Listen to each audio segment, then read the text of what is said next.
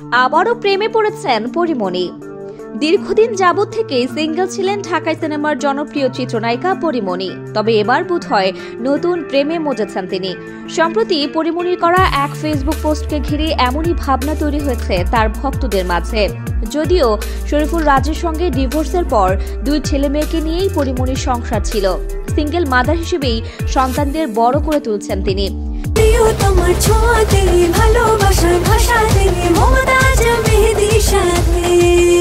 মমতাজ মেহেদি, প্রিয়জন প্রিয়তমার মেহেদি।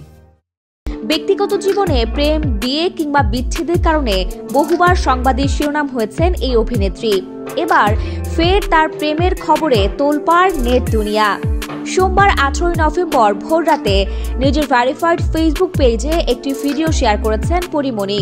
ক্যাপশনে লিখেছেন, হ্যাঁ আমি আবারও প্রেমে পড়েছি, সঙ্গে যুক্ত করেছেন লাভ ও বাটারফ্লাই ইমোজি।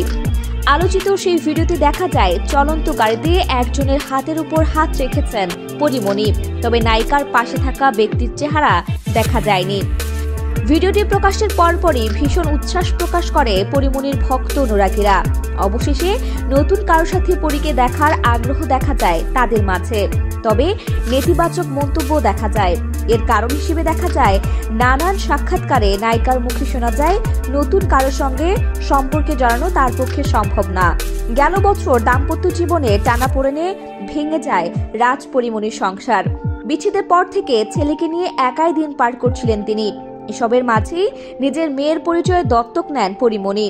বর্তমানে দুই সন্তানকে নিয়ে বেশ সুখে জীবন কাটাচ্ছেন তিনি। তবে এবার নায়িকার জীবনে এসেছে ভালোবাসার নতুন মানুষ। বিনোদন ডেস্ক, অপরাজয়া।